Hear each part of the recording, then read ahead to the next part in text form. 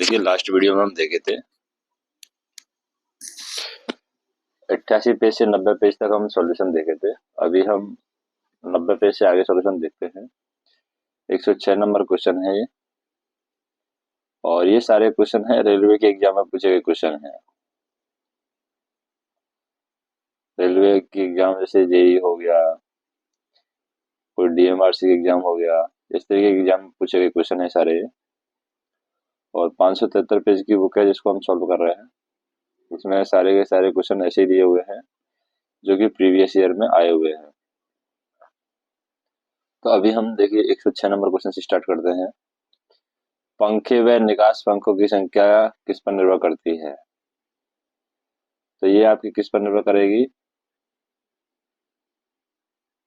ये जो क्षेत्र का आयतन रहता है उस पर निर्भर करती है। मतलब कितने पंखे होने चाहिए, कितने निकास पंखे होने चाहिए, ये उस एरिया एरिया कितना है जहां पर हम लगा रहे हैं पंखे, उसका एरिया कितना है उस पर डिपेंड करती है। नेक्स्ट क्वेश्चन देखें। भवन के छोटे कक्ष में दुकान हेतु कक्ष के आयतानुसार पंखे की माप कितनी होनी चाहिए? आयतानुसार पंखे की जो माप है, आयतानुसार माप पूछ रहा है ये। भवन का छोटा कक्ष है या दुकान के कक्ष के लिए। तो ये आपकी जो आयताकार माप है वो 900 मिलीमीटर रहनी चाहिए। 900 मिलीमीटर हम कह सकते हैं 2.5 metre, 2.5 metre, 3.5 metre.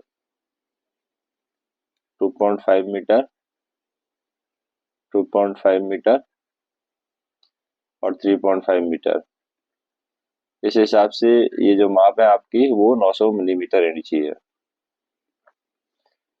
Next question देखें। नेक्स्ट क्वेश्चन है, किसी परिपथ के लिए चालक अर्थात तार या केबल की माप किन बातों पर निर्भर करती है? कोई भी परिपथ है उसमें ये तार है या केबल है, उसकी माप किस पर डिपेंड करेगी आपकी? तो देखिए, पहली बात तो मिनिमम साइज का रूल का जो है, मिनिमम साइज का उस पर भी डिपेंड करती है। दूसरा, उनकी करंट कैरिंग कैपेसिटी क्या है उस पर भी डिपेंड करती है। उनके अंदर वोल्टेज ड्रॉप कितना होने वाला है, उसका रेजिस्टेंस कितना रहेगा, उस हिसाब से उसके अंदर वोल्टेज ड्रॉप कितना होने वाला है उस पर भी डिपेंड करता है। तो तीनों ही चीजें हैं जिन पर यहाँ पर डिपेंड करता है। ठीक है, नेक्स्ट देखते हैं।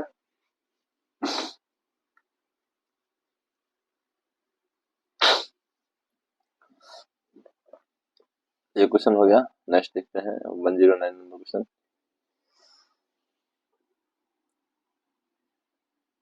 प्रकाश पंखा परिपथ में सप्लाई बिंदु से परिपथ के किसी बिंदु तक वोल्टेज ड्रॉप का प्रतिशत क्या होता है? तो देखिए, सप्लाई पॉइंट है, उससे परिपथ के किसी बिंदु तक वोल्टेज ड्रॉप का मान क्या होता है? तो वोल्टेज ड्रॉप का मान 2% प्लस 1 होता है। यहाँ पर जो आपका प्रकाश पॉइंट रहेगा सप्लाई पॉइंट से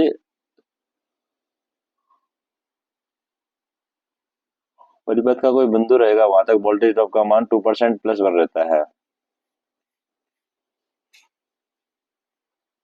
नेक्स्ट देखते हैं।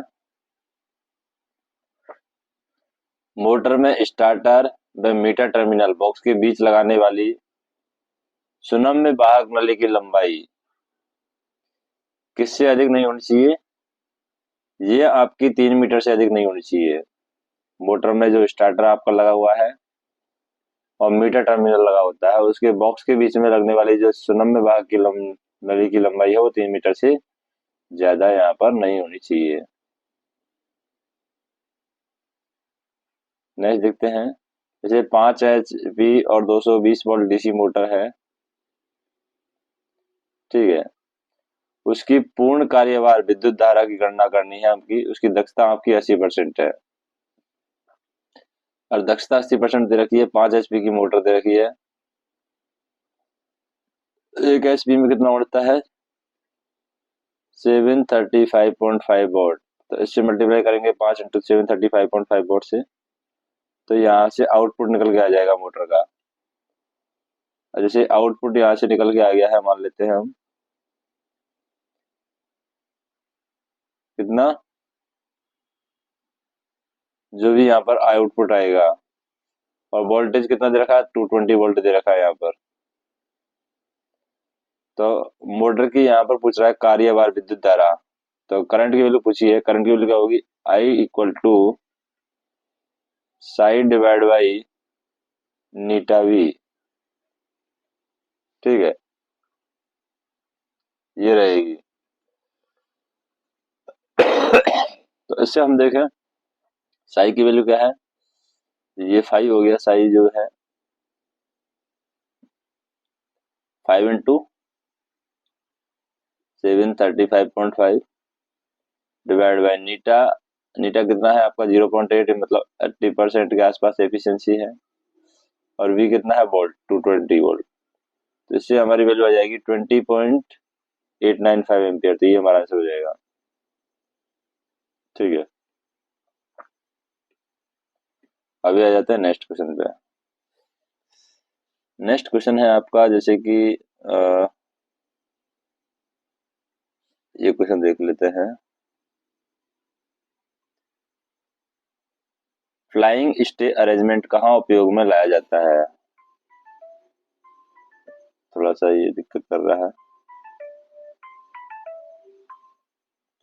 ये बंद कर देता हूँ मैं सारी।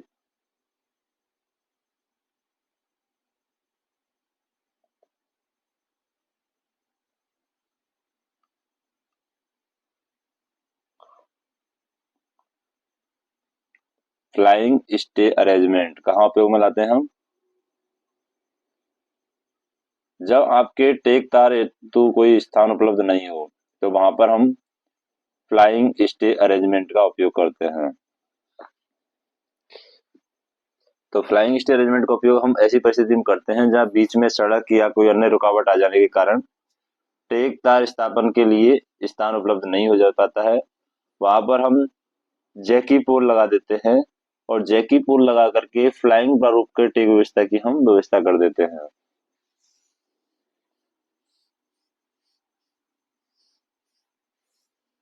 नेक्स्ट देखते हैं। जैसे क्वेश्चन है कि लाइन सपोर्ट की कंक्रीटिंग का तात्पर्य क्या है।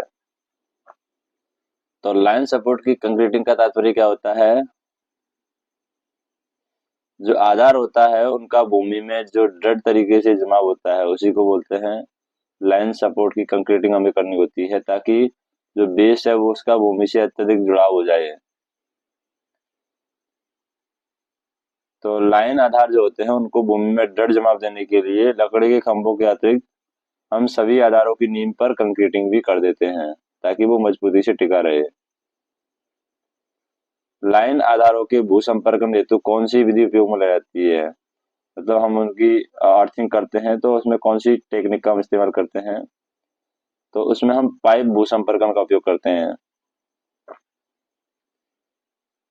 ठीक है, इसके लिए हमें क्या करना होगा, पाइप भू संपर्कन के लिए 25 मीटर लंबा और 40 मिलीमीटर आंतरिक व्यास वाला और 2.9 मिलीमीटर मोटाई का जीआई पाइप हमें यूज करना होगा, जिसकी डायमेंशन क्या है, जीआई पाइप की डायमेंशन 25 मीटर तो लंबा होना चाहिए वो, कितना 25 मीटर लेंथ होनी चाहिए, और 24 नहीं है 40 मिलीमीटर, 40 मिलीमीटर उसका व्यास होना चाहिए। इस तरीके का पाइप रहेगा तो 40 मीटर उसका व्यास होना चाहिए, 40 मिलीमीटर। और 2.9 मिलीमीटर मोटाई होनी चाहिए उस पाइप की। कितनी मोटाई होनी चाहिए, 2.9 मिलीमीटर, जो अर्थिंग के लिए हम यूज करते हैं। नेक्स्ट देखते हैं। नेक्स्ट है हमारा भू संपर्कन व्यवस्था लाइन आधार से कितनी दूरी पर की जाती है। तो लाइन आधार से लगभग लगभग 3 मीटर की दूरी पर यहाँ पर की जाती है। जो भी आपका भू संपर्कन व्यवस्था करनी है, आपको अर्थिंग करना है, वो 3 मीटर की दूरी पर की जाती है।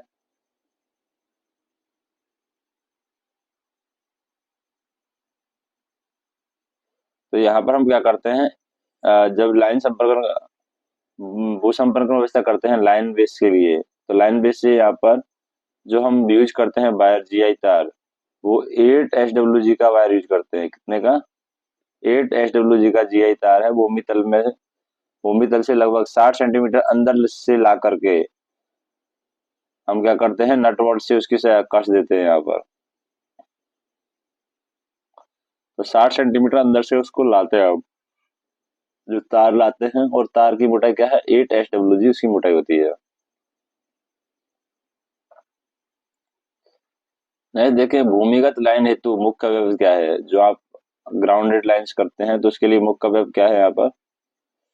देखिए, केबल भी जरूरी है, वहां पर केबल का बॉक्स भी जरूरी है, और केबल का ट्रंच भी जरूरी है। तो सबकी यहाँ पर जरूरत पड़ती है। भूमि के अंदर अगर विद्युत वहन करना है तो यहाँ पर हमें अच्छे केबल की जरूरत होगी। उनको बाहर से प्रोटेक्शन देने के लिए केबल के बॉक्सेज की भी जरूरत होती है, और केबल ट्रंच से लाए जाते हैं, मतलब केबल के ट्रंच भी यहाँ पर बनाए जाते हैं ताकि उनको मैकेनिकल सपोर्ट यहाँ पर प्रोवाइड किया जा सके।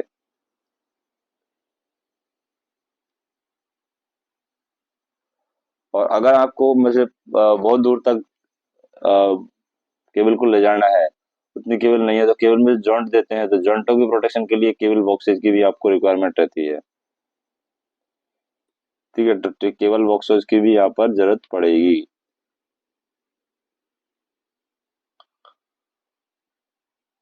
नेक्स्ट देखते हैं। नेक्स्ट क्वेश्चन है आपके पास, जैसे कि ये देख लेते हैं। आईई का जो नियम है आपका 77 के अनुसार, निम्न और मध्यम वोल्टेज लाइन हेतु किस चालक का कोई भी भाग भूतल से कितनी ऊंचाई पर होना चाहिए। कोई भी चालक का भौतिक भाग भूभाग से यहाँ पर 5.791 मीटर तो होना ही चाहिए, भूतल से 5.791 मीटर, आई के नियम के अनुसार। चाहे लो वोल्टेज हो या हाई वोल्टेज ट्रांसमिशन लाइन हो, किसी भी तरीके की लाइन हो, इतना ऊंचा तो होना ही चाहिए। ठीक है, 5.9791 मीटर। आई नियम 89 के अनुसार, आई नियम 89 किससे रिलेटेड है ये आपका सर्विस लाइन से रिलेटेड है, जो कि ऊपर की साइड आती है, overhead lines, service lines overhead lines है, उससे रिलेटेड है ये रूल।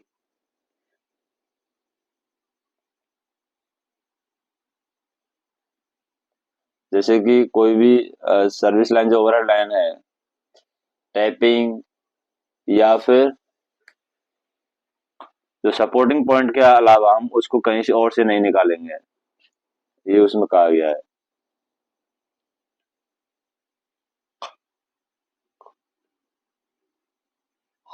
चलिए, ओवरहेड लाइंस के बारे में बताया गया। ओवरहेड लाइनों में से सुरक्षा और प्रोटेक्टेड डिवाइस, ओवरहेड लाइनों से जो आप सेफ्टी दे रहे हैं या प्रोटेक्टेड डिवाइस यूज कर रहे हैं, किस आई नियम के द्वारा निर्धारित की जाती है। ये आपकी आई नियम 41 है, आई नियम 41 के अनुसार ये निर्धारित की जाती है। जैसे आप जब ओवरहेड लाइंस यूज करते हैं तो लाइन भी यदि गली के किसी भी भाग में स्थित हो, ठीक है, या किसी सार्वजनिक स्थल या किसी औद्योगिक संस्थान, खान या किसी उपभोक्ता के परिसर में हो, तो उसे निरीक्षक द्वारा संस्थित यानी किसी रक्षण युक्ति के द्वारा रक्षित किया जाएगा, ताकि लाइन चालकों के टूटने पर लाइन पूर्णतः हानि युक्त हो जाए। तो वहां पर प्रोटेक्शन हमें देना ही पड़ेगा।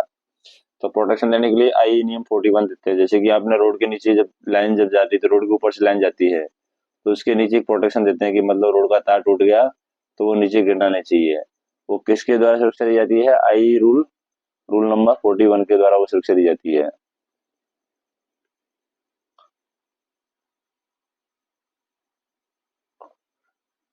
नेक्स्ट देखें, आई नियम 81 किस रिलेटेड है। 81 है, एक ही लाइन आधार पर विभिन्न वोल्टेज के चालक से संबंधित है। यहाँ पर एक ही लाइन पर अलग अलग वोल्टेज के चालक से संबंधित है, यानी कि जब एक ही लाइन आधार पर अलग अलग वोल्टेज के चालक स्थापित किए जाते हैं, तो ये ज्यादातर ये कंडीशन कहाँ पर आती है, डिस्ट्रीब्यूशन लाइनों में आ जाती है। तो डिस्ट्रीब्यूशन लाइनों से रिलेटेड है हमारा आई नियम 81।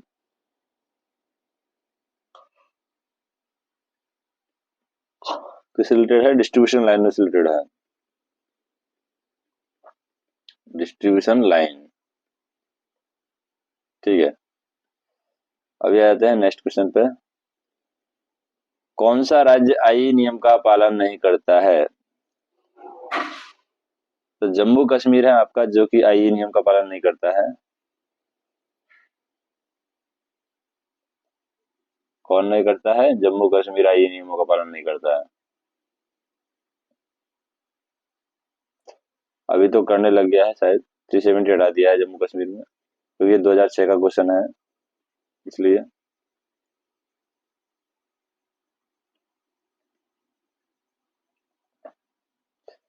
नेक्स्ट क्वेश्चन देखते हैं।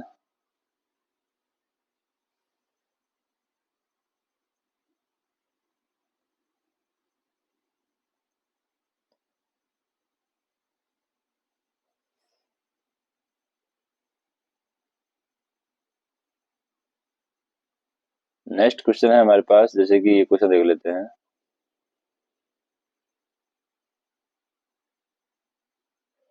कौन सा नियम है वो हाई फ्रीक्वेंसी संस्थापन और एक्सरे सप्लाई से संबंधित है? एक्सरे सप्लाई और हाई फ्रीक्वेंसी संस्थापन, तो वो है रूल नंबर 73।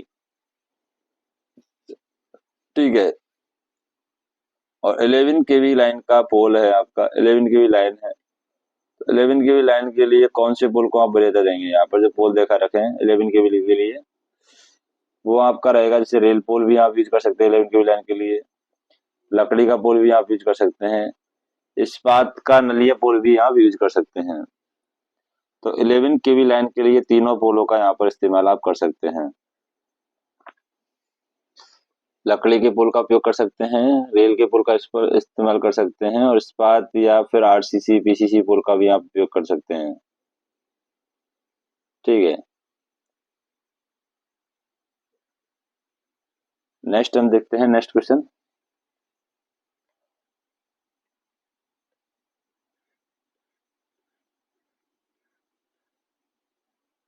जैसे भूसंपर्कन है, भूसंपर्कन के अप्रभावी किसके कारण हो सकता है?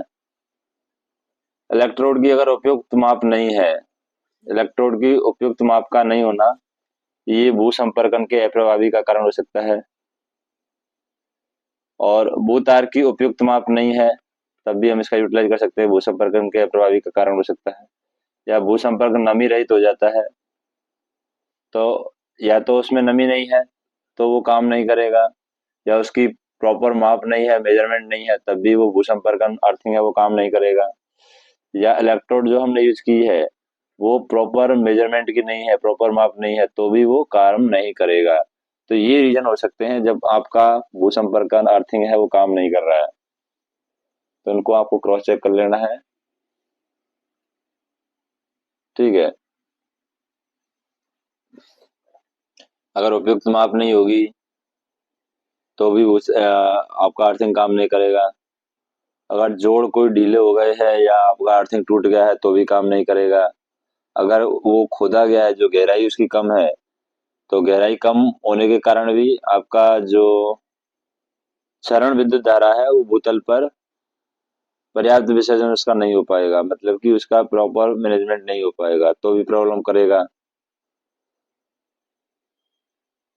और अगर पर्याप्त माप नहीं है, मेजरमेंट ज्यादा है, लंबाई ज्यादा है, तो रेजिस्टेंस ज्यादा हो जाएगा। तो इसलिए उपयुक्त मेजरमेंट भी होना चाहिए, उसका माप वगैरह है वो एकदम एग्जैक्ट सही होनी चाहिए, तभी वो संपर्कन है अच्छे से काम करेगा। नेक्स्ट देखते हैं। कुंडली भू संपर्कन कॉइल अर्थिंग का उपयोग कहाँ किया जाता है? तो लकड़ी और पीसीसी पोल हेतु यहाँ पर हम कॉइल अर्थिंग का उपयोग करते हैं, लकड़ी या पीसीसी के पोल के लिए। क्योंकि लकड़ी के पोल और पीसीसी के पोल हेतु हमें अलग तरीके के विशेष प्रकार के बूट संयोजन की जरूरत पड़ती है, जो कि हम कह सकते हैं कॉइल अर्थिंग के नाम से जानते हैं। और कॉइल अर्थिंग में क्या करते हैं, 8.5 एचडब्ल्यूजी का तार यूज करते हैं। इसका यूज करते हैं 8.5 एचडब्ल्यूजी का जीआई तार हम यूज करते हैं, जिसमें 50 एमएम व्यास की 115 बातों में कुंडलित प्रयोग की जाती है। 50 एमएम की यहाँ पर कुंडलित प्रयोग की जाती है। 50 mm व्यास की 115 वतों में कुंडलित का प्रयोग यहाँ पर किया जाएगा।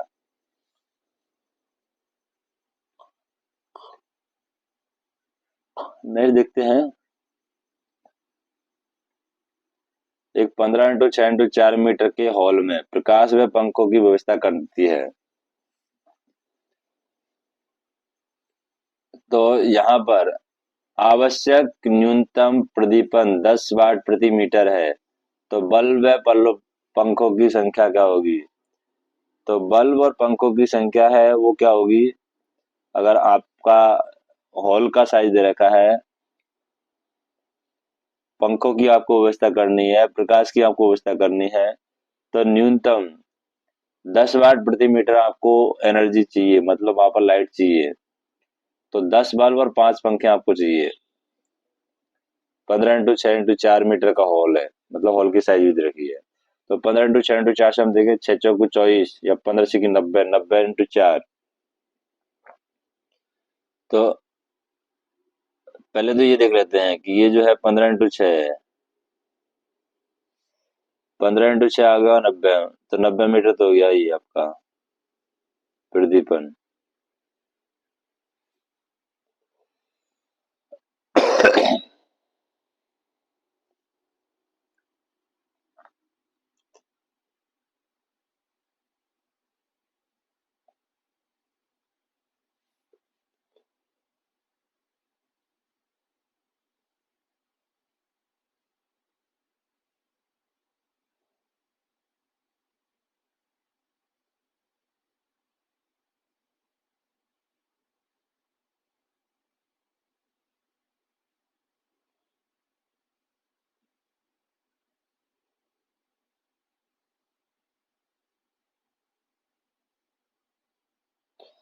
ठीक है,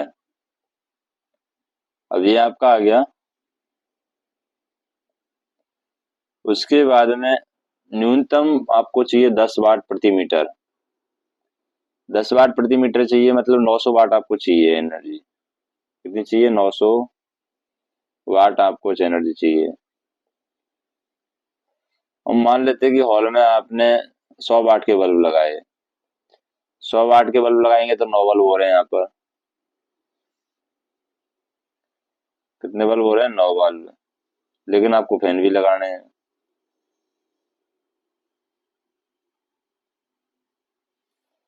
तो बल्बों की संख्या हमें 10 लेनी होगी, और 2 रो में हम बल्ब लगा सकते हैं। अब देखिए, हॉल का आयतन हम देख लेते हैं। 15x6x4 से हॉल का आयतन कितना हो गया? 360 मीटर हो गया हॉल का आयतन। अब इसमें 10 बल्ब हम लगा सकते हैं। अब अगर हम हॉल में 1500 mm यानी 60 वाट के पंखे लगाए जाते हैं, तो प्रति पंखे के लिए आयतन क्या होगा? 60 वाट के बल्ब अगर लगा रहे, प्रति पंखे के लिए आयतन आपका रहेगा 4.5 × 4.5 × 4, मतलब 81 मीटर के आसपास पंखे का आयतन रहेगा। तो यहाँ पर ये जो आयतन है हॉल का आयतन, 360 डिवाइड बाई पंखे का आयतन, जो भी एक पंखा कवर कर रहा है एरिया, उसका डिवाइड कर देंगे तो ये 4.44 आ जाएगा। तो पंखों की संख्या 4-5 के आसपास रख सकते हैं हम। तो 9 बल्ब और 4-5 पंखे, यानी 10 बल्ब और 4-5 पंखे आपके हो जाएंगे। राउंड द फिगर हम ले लेते हैं। तो हमें क्या करना पड़ेगा? अगर पंखों की संख्या निकालनी है तो हॉल का आयतन और पंखे का आयतन का भाग दे देना है, मतलब पंखे की जो डायमेंशन है उसका भाग दे देगा। पंखा कितना एरिया कवर कर रहा है, जैसे 4.5 × 4.5 × 4 पंखा एरिया कवर करता है। और बल्ब का तो हमने निकाल लिया था। बल्ब का हमने कैसे निकाला था? जैसे कि 10 वाट प्रति मीटर है, और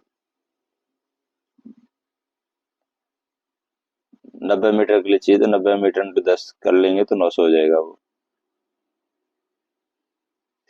अभी आ जाते हैं नेक्स्ट क्वेश्चन पे। ये क्वेश्चन हो गया है, ये आ जाते हैं 127। कंड्यूट वायरिंग की हानि क्या है? जो आप कंड्यूट वायरिंग यूज करते हैं तो उसके लॉसेज क्या है कंड्यूट वायरिंग के? कंड्यूट वायरिंग में आपको जो फॉल्ट जानना बहुत कठिन होता है, और कंडक्ट वायरिंग महंगी भी होती है, कॉस्टली भी होती है। तो बाकी अगर हम वायरिंग की बात करें उसके कंपैरिजन में कंडक्ट वायरिंग महंगी होती है। और हम कंडक्ट वायरिंग बाकी जो प्रणाली है उनको हम इजीली कर सकते हैं, लेकिन कंडक्ट वायरिंग उतनी आसानी से नहीं कर सकते। यहाँ पर अच्छे कुशलता की जरूरत होती है, मतलब जो अच्छे से काम जानता है उसकी यहाँ पर जरूरत होती है। और एरर का पता लगाना भी थोड़ा मुश्किल है कंडक्ट वायरिंग के अंदर। ठीक है, अभी आ जाते हैं तार स्थापन के प्रारूप विशेष का चुनाव करते समय किन किन बातों का ध्यान रखना चाहिए। देखिए, सुरक्षा का भी हमें ध्यान रखना चाहिए, उसकी प्राइमरी कॉस्ट क्या आने वाली है उसका भी ध्यान रखना चाहिए, उसका अपीयरेंस कैसा है उस पर भी हमें ध्यान देना पड़ेगा। तो किसी स्थिति विशेष के लिए तार स्थापन अगर हमें करना है तो हमें देखना पड़ेगा उसका अपीयरेंस कैसा है, उसका मैकेनिकल स्ट्रेंथ कैसा है, उसकी प्राइमरी कॉस्ट क्या आने वाली है, उसकी जो ड्यूरेबिलिटी है, ड्यूरेबिलिटी मतलब टिकाऊपन कितना है, कितना वो टिक जाएगा, वो भी हमें देखना है, मतलब कितने साल तक उसको रिप्लेस करने की हमें जरूरत नहीं पड़ेगी, वो भी हमें देखना है। नेक्स्ट देखें, अर्थ कंटिन्यूटी टेस्ट किस मापक उपयंत्र से की जाती है। तो अर्थ कंटिन्यूटी टेस्ट हम किससे करते हैं, ये ओम मीटर से करते हैं। ओम मीटर से हम अर्थ कंटिन्यूटी टेस्ट का करते हैं। तो बिजली के झटके से अगर बचना है तो उसके लिए हमें अर्थ कंटिन्यूटी टेस्ट का उपयोग करना होगा।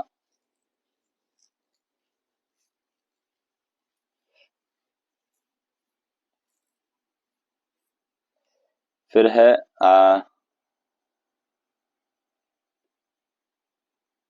IE रूल 19 किससे संबंधित है।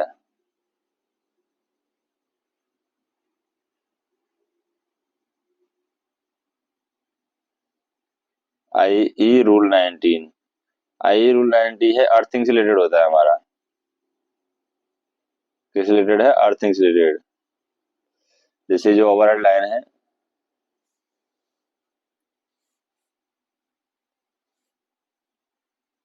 तो रूल 19 से रिलेटेड है, IE रूल 19 अर्थिंग से रिलेटेड होता है।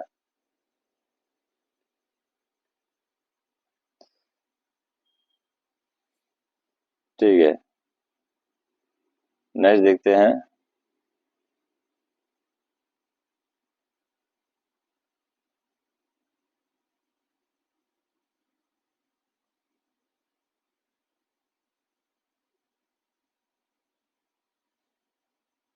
नेक्स्ट क्वेश्चन है हमारे पास,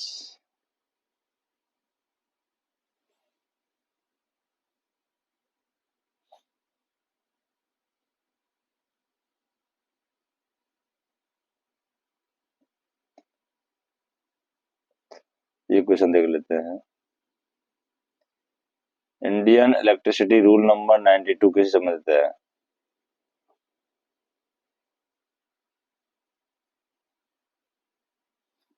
Indian electricity rule number 9, Indian electricity rule है, ये किससे संबंधित होता है। ये आपका जो आसमान से विद्युत से सुरक्षा प्रदान करता है, मतलब कि लाइटिंग से प्रोटेक्शन देने के लिए आपका IE रूल नंबर 92 है, ये लाइटिंग से प्रोटेक्शन देता है।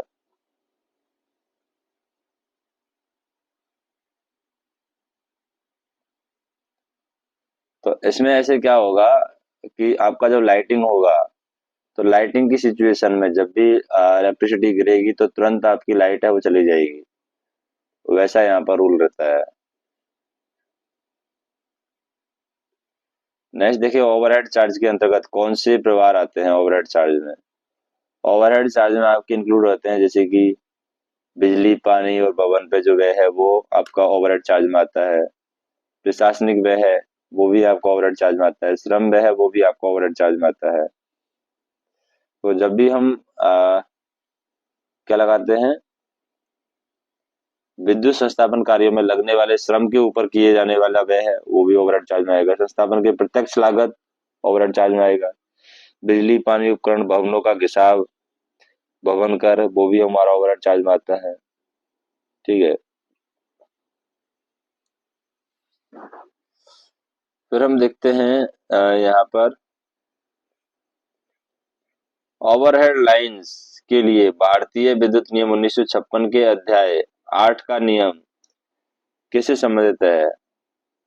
तो ओवरहेड लाइन के लिए हमारा भारतीय विद्युत नियम 1956 के अध्याय और 8 का नियम है 74, वो किससे संबंधित है? वो आपका सामग्री और सामर्थ्य से संबंधित होता है, कितना स्ट्रेंथ है उसे संबंधित रहेगा। ठीक है,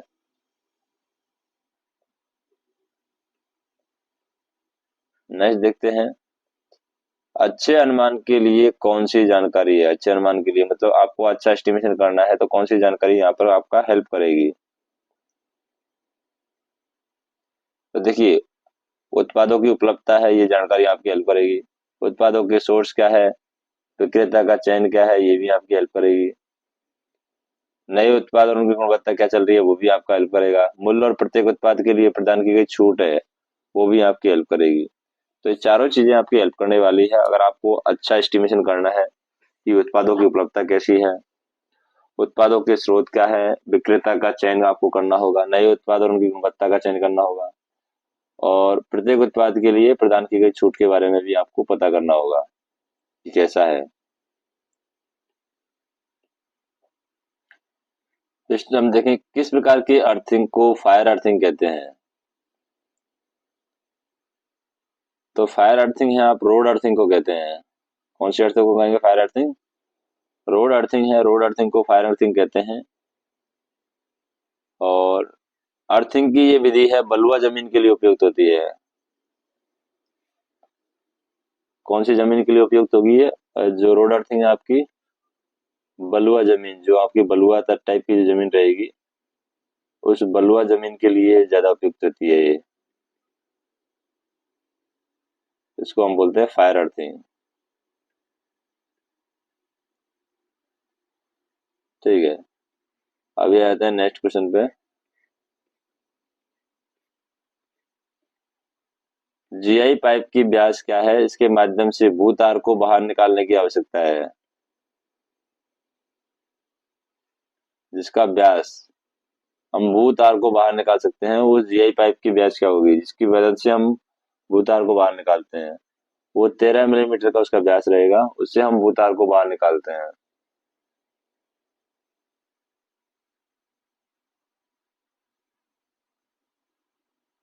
ठीक है, अभी नेक्स्ट देखते हैं। जैसे आपने इंस्टॉलेशन किया,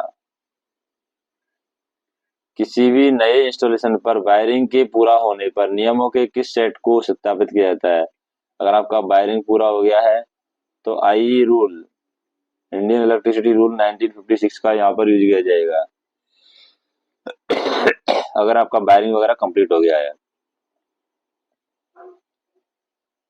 ठीक है, अभी आते हैं नेक्स्ट क्वेश्चन पे। आई रूल नंबर 15 के अनुसार मुख्य स्विच बोर्ड के आसपास जो वर्किंग स्पेस के रूप में कितना स्पेस यहाँ पर दिया जाएगा वर्किंग स्पेस के रूप में? आई रूल नंबर 15 के अनुसार ये है 0.914 मीटर। 0.914 है स्विच बोर्ड के आसपास वर्किंग स्पेस यहाँ पर दिया जाएगा 0.914 मीटर।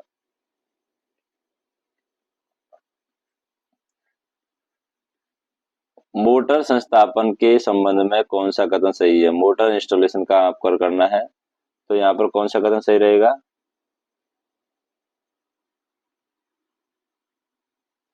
तो पावर वायरिंग में इस्तेमाल होने वाले सभी उपकरण हैं वो लोहे से ढके रहेंगे आपके जो भी। तो ये सही है कि पावर वायरिंग में जो मोटर इंस्टॉलेशन आप कर रहे हैं तो पावर वायरिंग में जो भी उपकरण आपके होने वाले हैं वो आपके लोहे से ढके रहेंगे ताकि उनको कुछ लॉसेज ना हो।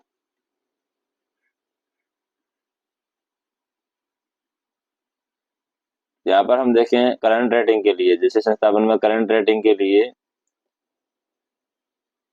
शक्ति प्रयुक्त सुरक्षा कारक क्या है? तो शक्ति प्रयुक्त सुरक्षा कारक 1.5 है यहाँ पर।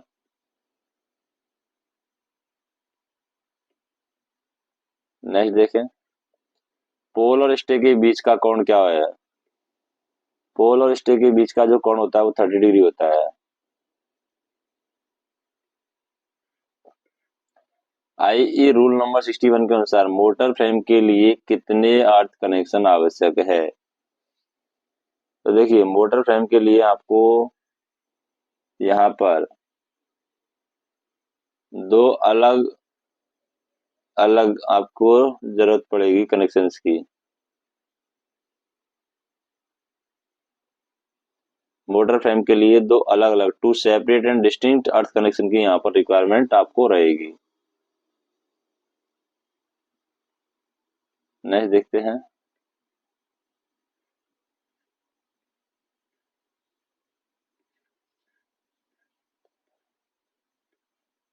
वन 144 देखते हैं।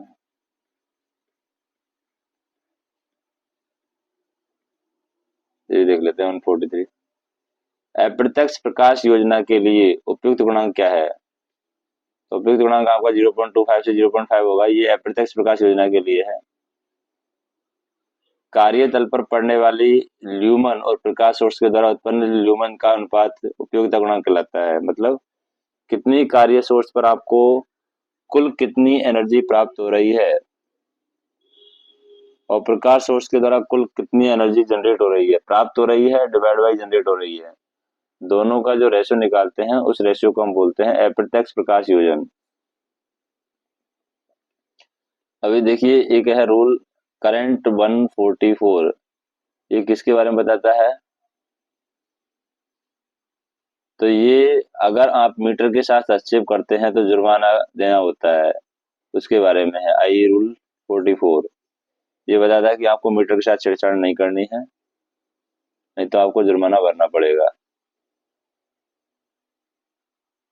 एक आता है आकस्मिक शुल्क प्रभाव। ये आपका 5% रखा जाता है। कार्य के दौरान कुछ ऐसे भी खर्चे हैं जो सामग्री या श्रम के मूल्य में आकस्मिक वृद्धि या किसी अन्य आकस्मिक कारणों से करने पड़ते हैं, जैसे हम आकस्मिक व्यय कहते हैं। ऐसे व्यय जिनका ठीक अनुमान आंकलन और मूल्यांकन के साथ नहीं लगाया जा सकता। इसके लिए सामग्री के मूल्य और प्रत्यक्ष श्रम का 3% से 5% राशि यहाँ पर अनुमानित कर ली जाती है। फिर है आपका आई के अधिनियम के कौन सा एक्ट ऊर्जा की चोरी से संबंधित है? तो ये आपका है सेक्शन 39। ये ऊर्जा की चोरी से संबंधित है। इसके बारे में जानकारी देगा, ये ऊर्जा की चोरी के बारे में जानकारी देगा, सेक्शन 39।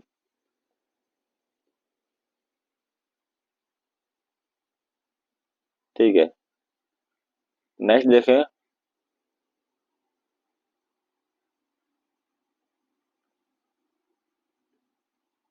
उपकेंद्र पोलो हेतु भूसंपर्क की कौन सी विधि उपयोग में लाई जाती है?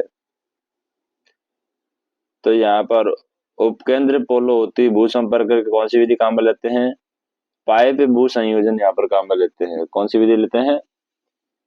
पाइप भू संयोजन। उपकेंद्रों के पोलो के यहाँ पर हम देखें, पाइप भू संयोजन मेथड का इस्तेमाल यहाँ पर किया जाएगा।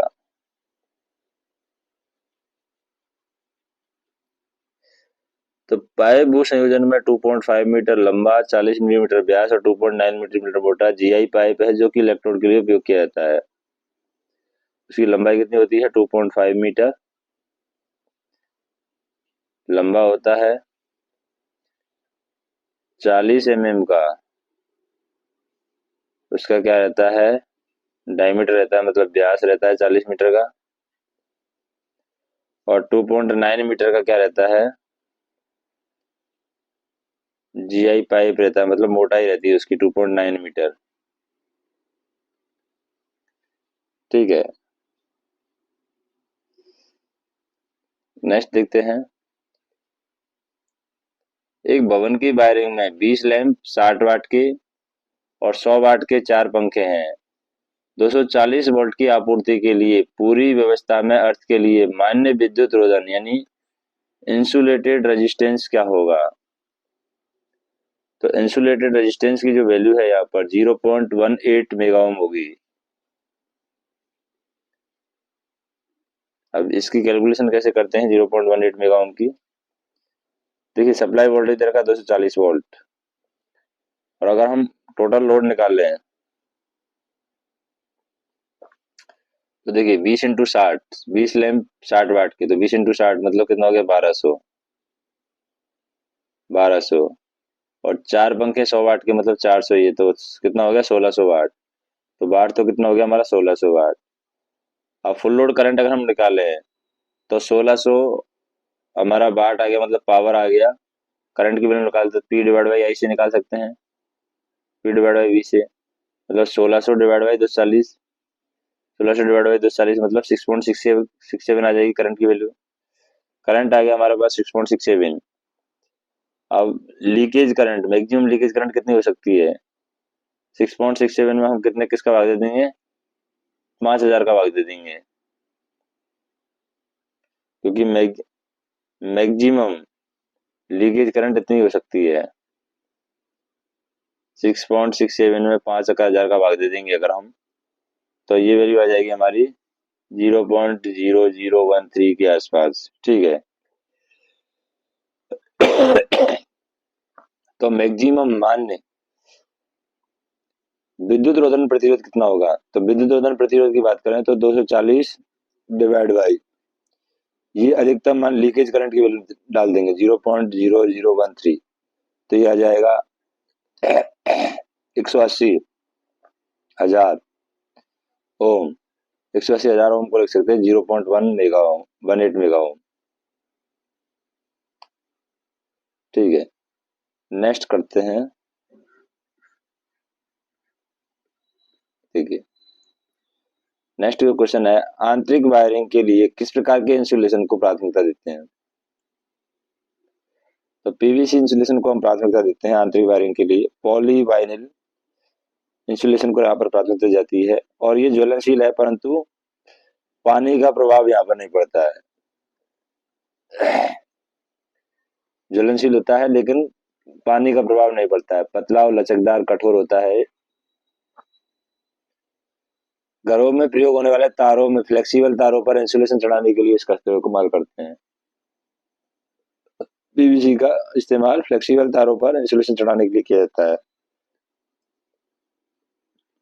नेक्स्ट देखें, अर्थ इलेक्ट्रोड के प्रतिरोध को स्वीकार्य मान तक लाने के लिए किस विधि का परामर्श दिया जाता है।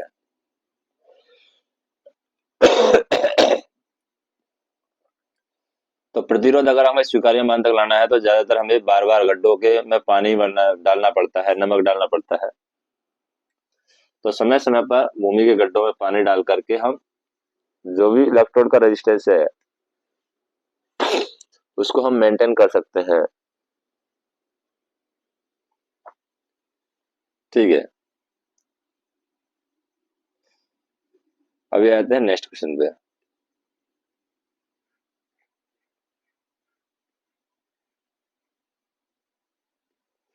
एल्युमिनियम के अर्ध सांतत्य चालक का न्यूनतम आकार क्या है। तो अर्ध सांतत्य चालक का न्यूनतम आकार 1.5 मिलीमीटर स्क्वायर होता है। अर्थिंग के लिए प्रयुक्त कॉपर के छड़ इलेक्ट्रोड का व्यास कम से कम कितना होना चाहिए 12.5 मिलीमीटर होना चाहिए, तथा स्टील व गैल्वेनाइज्ड आयरन का व्यास कितना होना चाहिए। देखिए स्टील और गैल्वेनाइज्ड उसका व्यास है वो 16 एमएम होना चाहिए। कॉपर के छड़ यानी इलेक्ट्रोड का व्यास कम से कम 12.5 एमएम होना चाहिए, और स्टील और गैल्वेनाइज्ड आयरन का व्यास है कम से कम 16 एमएम होना चाहिए, 16 एमएम के आसपास।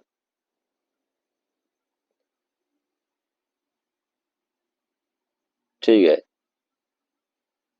अभी नेक्स्ट क्वेश्चन देखते हैं।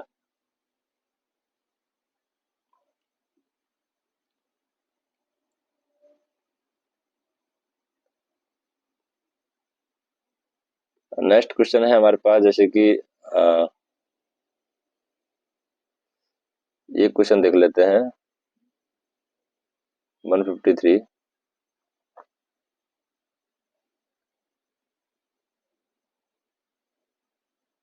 अर्धचालक में विस्तार करने के लिए उपयुक्त जोड़ क्या है। तो अर्धचालक में अगर आपको विस्तार करना है तो वो है स्काफर्ड जोड़ से आप अर्धचालक में विस्तार कर सकते हैं।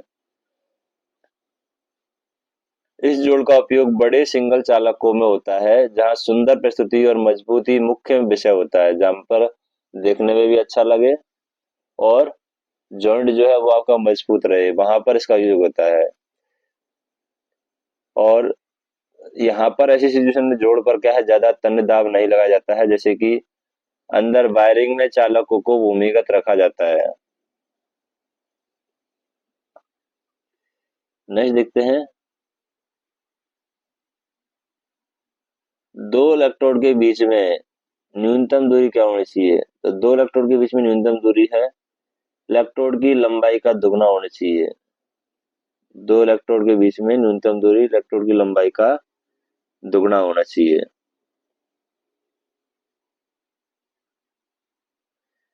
नेक्स्ट देखें,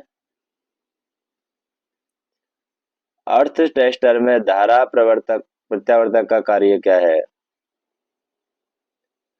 तो अर्थ टेस्टर में जो धारा प्रत्यावर्तक है उसका कार्य होता है डीसी को एसी में सप्लाई करना, यानी डीसी जो है उसको एसी में बदलना।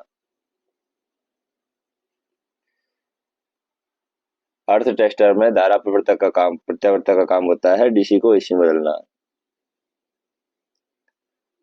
और ये आपका अर्थ टेस्टर है वो मेगर की भांति काम करता है, जिसमें मेगर में हम क्या करते हैं, अर्थ रेजिस्टेंस को मेजरमेंट करते हैं। तो ये भी हमारा एक तरीके से अर्थ टेस्टर है, वो मेगर के जैसे ही काम करता है। नेक्स्ट देखते हैं, जब अर्थिंग में कुछ प्रॉब्लम होती है, एरर होती है, दोष होता है, ठीक है, तो अर्थिंग के कारण भूमि पर वोल्टेज है वो बढ़ जाएगा अगर अर्थिंग में दोष रहेगा। तो ये हमें देख लेना है कि अर्थिंग के कारण भूमि पर वोल्टेज बढ़ जाएगा अगर अर्थिंग में दोष होता है तो। ठीक है, नेक्स्ट देखें, IEEE रेगुलेशन के अनुसार लचकदार केबल्स के हरे व पीले संयुक्त रंग के कोर की अनुशंसा किसके लिए होती है, संरक्षात्मक अर्थ के लिए होती है। यहाँ पर सुरक्षात्मक अर्थ के लिए IEEE रेगुलेशन के अनुसार जो लचकदार केबल्स है उनके हरे और पीले रंग की कोर की अनुशंसा है सुरक्षात्मक अर्थ के लिए होती है।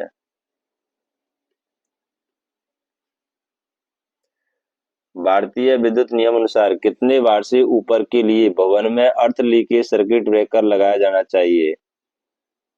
अर्थ लीकेज सर्किट ब्रेकर अनिवार्य कर दिया गया है भारतीय विद्युत नियम के अनुसार। तो वो है आपका 3 किलोवाट से अगर ऊपर लोड है आपका तो अर्थ लीकेज सर्किट ब्रेकर आपको लगाना ही पड़ेगा।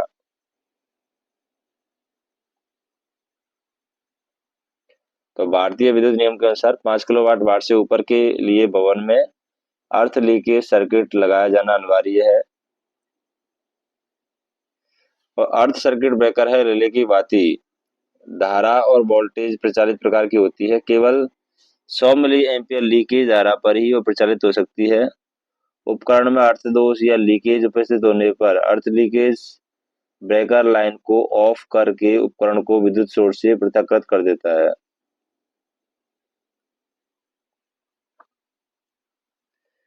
नेक्स्ट हम देखते हैं,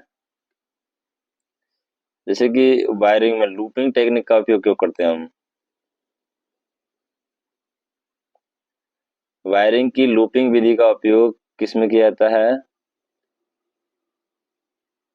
कृषि कार्य के वायरिंग के लिए किया जाता है। वायरिंग की लूपिंग विधि का उपयोग हम कृषि कार्य की वायरिंग के लिए करते हैं, घरेलू वायरिंग के लिए किया जाता है एक तरीके से लूपिंग टेक्निक का उपयोग। एक ब्रांच सर्किट है, उसमें 6 लैंप होल्डर है, 2 पंखे के पॉइंट तथा 2 सॉकेट पॉइंट है। तो कुल लोड क्या होगा, 6 तो लैंप होल्डर है, एक लैंप 60 का मान लिया, 2 पंखे के पॉइंट है, पंखा भी 60 का मान लिया, 2 पंखे के पॉइंट हो गए, और 2.3 पिन 5 एम्पियर के हैं। तो 100 वाट के मान लिए, तो मतलब कि इसे मल्टीप्लाई करके 680 वाट निकाल लिया। एवरेज, ऑन एन एवरेज निकाला है, क्योंकि हमने 6 लैंप होल्डर मतलब लैंप 60 वाट का मान लिया, और हमने यहाँ पर पंखा भी 60 वाट का माना है। और जो टू सॉकेट पॉइंट है 3 पिन के 5 एम्पियर के, तो 5 एम्पियर 20 वाट का मान के चल रहा है, उस हिसाब से 100 वाट का मान लिया है। 2 पिन सॉकेट एक 100 वाट का मान लिया, तो उस हिसाब से कैलकुलेट किया हमने, 680 वाट आ गया है। नेक्स्ट हम देखें, मेन से आपूर्ति को विभिन्न शाखा में ले जाने के लिए 3 प्रकार की वायरिंग प्रणाली की जाती है। आईई नियम के अनुसार प्रत्येक मंजिल क्षेत्रफल और उसके भाग के लिए एक रिंग मुख्य परिपथ होना जरूरी है। तो ये क्षेत्रफल कितना होता है, जो आप रिंग ओढ़ना चाहिए नहीं होना चाहिए, उसके लिए क्षेत्रफल जो होगा आपका 100 वर्ग मीटर होता है। मेन से आपूर्ति की विभिन्न शाखा में ले जाने के लिए 3 प्रकार की वायरिंग प्रणाली की जाती है, और आईई के नियम के अनुसार प्रत्येक मंजिल क्षेत्रफल उसके 100 वर्ग मीटर भाग के लिए मुख्य रिंग परिपथ होना आपका जरूरी है। नेक्स्ट देखें, एमसीसीबी कितने एम्पियर तक कार्य कर सकते हैं। तो 25 एम्पियर से 2500 एम्पियर तक कार्य कर सकते हैं एमसीसीबी। कहाँ से कर सकते हैं, 25 एम्पियर से 2500 एम्पियर तक। विद्युत स्विच को किसमें लगाया जाता है। तो विद्युत स्विचों को हम कहाँ पर लगाते हैं, लाइव वायर में लगाते हैं, ताकि स्विच ऑफ करने के बाद परिपथ में कोई वोल्टेज ना रहे। इसलिए हम विद्युत स्विच है उनको लाइव वायर में लगाते हैं, ताकि सेफ्टी पॉइंट ऑफ व्यू से भी सही रहे। तो ये जो क्वेश्चन थे हमने 163 क्वेश्चन सॉल्व किए हैं, यहाँ पर टोटल 163 क्वेश्चन सॉल्व किए हैं। और ये टॉपिक का नाम क्या था जो हमने सॉल्व किए हैं, देखिए ये जो टॉपिक था आपका वो वायरिंग से रिलेटेड था, मतलब कि एस्टिमेशन और कॉस्टिंग से रिलेटेड था, जो कि चैप्टर नंबर 9 था, एस्टिमेशन और कॉस्टिंग। तो उससे रिलेटेड ये चैप्टर था जो कि यहाँ पर कंप्लीट होता है। 2 वीडियो हम बनाए हैं, बाकी 1-2 वीडियो और बना देंगे, तो उससे आपका ये क्लियर हो जाएगा। तो कमेंट करके बताना है आपको वीडियो कैसा लगा। वीडियो को लाइक कीजिए, चैनल को सब्सक्राइब कर लीजिए, और बेल आइकन को प्रेस कर लीजिए, जो भी नोटिफिकेशन आपके पास में आ जाए। जैसे इन वीडियो बनेगा नया कभी, तो नोटिफिकेशन आपके पास तुरंत मिल जाएगा। धन्यवाद।